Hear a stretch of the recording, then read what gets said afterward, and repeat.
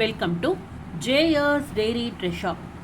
இன்றைக்கி பார்த்தீங்கன்னா ஒரு சூப்பரான ஃபீஸ்ட் லன்ச் பிளான் தான் பார்க்க போகிறோங்க.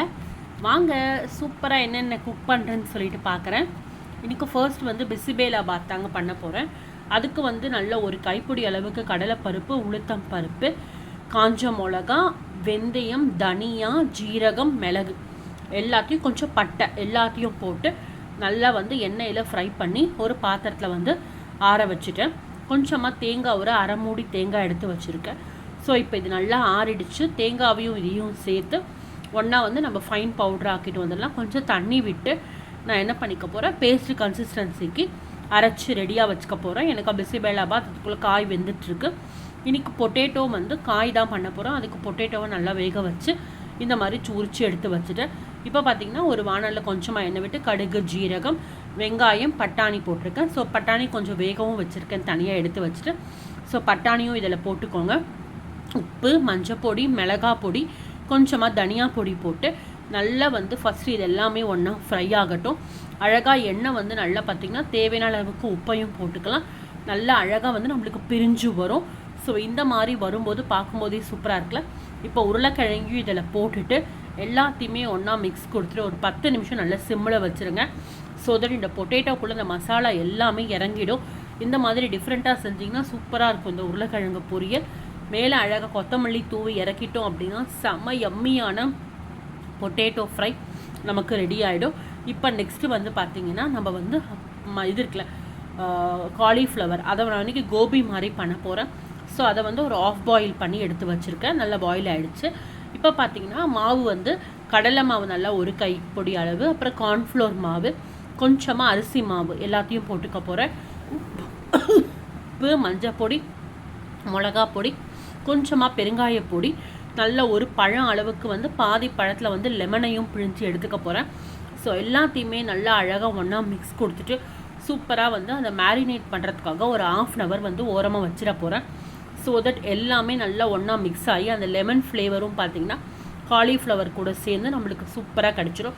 இப்போ பிசிபேலாபாத்துக்கு எனக்கு காய் எல்லாமே ரெடி ஆகிடுச்சு. நான் இன்றைக்கி கோஸு, கேரட்டு, பட்டாணி, பீன்ஸு என்னென்ன என் கையில் கிடைக்குதோ எல்லா காயையும் போட்டு நல்லா குட்டி குட்டியாக ஒரே சைஸில் பண்ணி நல்லா அதை வேக வச்சு எடுத்து வச்சுட்டேன். இப்போ பார்த்தீங்கன்னா சூப்பராக இன்றைக்கி வடை பண்ண போகிறேன். ஸோ உளுத்தம் பருப்பையும் ஊற வச்சுருக்கேன்.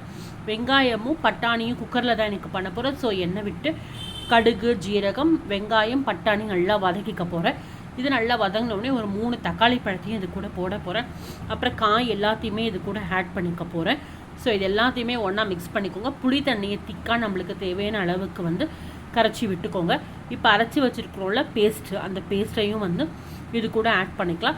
தேவையான அளவுக்கு உப்பு போட்டுக்கலாம். எனக்கு காயில் ஏற்கனவே நான் உப்பு போட்டு தான் கொஞ்சம் வேக வச்சு எடுத்து வச்சுருக்கேன். கொத்தமல்லியையும் தூவிக்கலாம். பருப்பை நல்லா பார்த்திங்கன்னா சூப்பராக மசிச்சு எடுத்து வச்சுருக்கேன். அழகாக பருப்பையும் இதில் விட்டுட்டு நல்லா கொஞ்சம் நேரம் கொதிக்க விட்டுட்டோம் அப்படின்னா சூப்பராக பிசிபேலாபாத்கான அந்த சாம்பார் நமக்கு ரெடி ஆகிடும்.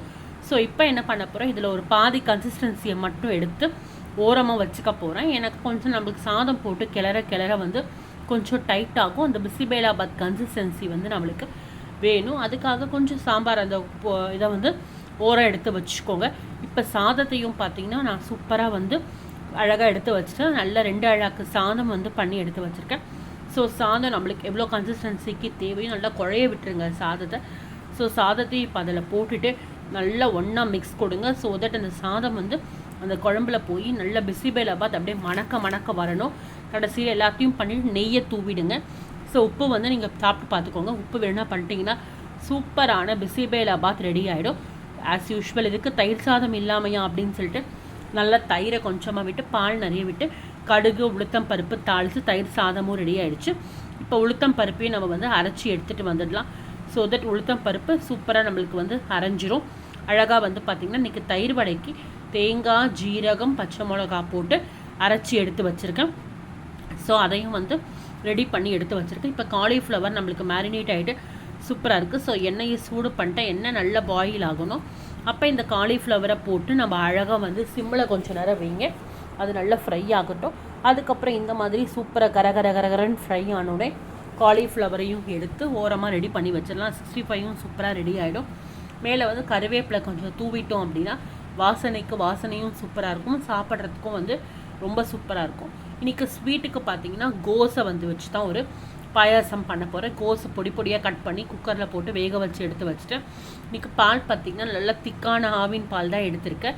ஸோ 1/2 லிட்டர் பாலை நல்லா காய்ச்சிக்க போகிறேன். இப்போ இந்த கோஸ் வந்து நல்லா வந்து வெந்துருச்சு பார்த்தீங்களா. இந்த மாதிரி ஒரு ஒயிட் க்ளீன் கிளாத்தில் வந்து போட்டு நல்லா அதை பாயில் பண்ணி அழகாக வந்து சுருட்டி கொஞ்சம் கூட தண்ணியே இல்லாமல் இந்த மாதிரி வந்து அதை உதிரியாக ஆக்கிக்க போகிறேன் அந்த கோஸை. ஸோ தட் வந்து நம்மளுக்கு கோஸும் பார்த்தீங்கன்னா அழகாக ரெடி ஆகிடுச்சு. நல்லா உதிரி ஒரு பாத்திரத்தில் எடுத்து வச்சுக்கோங்க. டவல் நீட்டாக இருக்கட்டும், அந்த மாதிரி ஒரு கிளாத்தில் வந்து எடுத்து வச்சுக்கோங்க, ஒயிட் கிளாத்தில். இப்போ பால் பாருங்கள் எனக்கு சூப்பராக பாயில் ஆகிடுச்சு. இந்த மாதிரி நுர பண்ணிகிட்டே வரும்போது அந்த கோஸை இது கூட ஆட் பண்ணிவிடுங்க. இதை ஒரு 2 மினிட்ஸ்க்கு வந்து அந்த கோஸ் வந்து பாலில் இன்னும் கொஞ்சம் வந்து நல்லா வேகட்டும். சர்க்கரை வந்து ஈக்குவல் கன்சிஸ்டன்சிக்கு போட்டுக்கோங்க. இது கூட நான் இன்றைக்கி கண்டென்ஸ்டு மில்கையும் ஆட் பண்ண போகிறேன். So milk mat condensed milk தான் வந்து நான் இன்றைக்கி இதில் விட போகிறேன். அதையும் இதில் விட்டுட்டேன். கொஞ்சமாக ஏலக்காய் பவுடரையும் போட்டுட்டு நம்ம இறக்கி விட்டுட்டோம் அப்படின்னா சூப்பரான பாயாசம் ரெடி ஆகிடும். யாருமே இது கோஸுனே கண்டுபிடிக்க மாட்டாங்க. ரொம்ப டிஃப்ரெண்ட் டேஸ்ட்டில் செம்மையாக இருக்கும். மேலே பார்த்தீங்கன்னா ஆஸ் யூஷுவல் முந்திரி திராட்சை எல்லாத்தையும் போட்டு நெய்யில் பொரித்து போட்டுட்டேன். ஸ்வீட்டும் எனக்கு அழகாக ரெடி ஆகிடுச்சு. உளுத்தம் பருப்பு மாவையும் வந்து நல்லா பண்ணியாச்சு. சூப்பராக வந்து வடை போட்டாச்சு. தயிர் வடைக்கு பார்த்தீங்கன்னா இதிலேயே கொஞ்சம் அந்த பண்ணி வச்சுருக்கோம்ல, தயிரையும் ஆட் பண்ணி கொஞ்சம் உப்பு போட்டிருக்கேன். ஸோ தயிர் வடையும் அழகாக போட்டுட்டு மேலே டெக்கரேஷனுக்கு வந்து பார்த்திங்கன்னா கொத்தமல்லியையும் கேரட்டையும் தூவி எடுத்துட்டேன். சூப்பரான தயிர் வடையும் ரெடி ஆகிடுச்சு. வாரே வா அப்படின்னு சொல்லிட்டு எல்லாமே ரெடி ஆகிடுச்சு.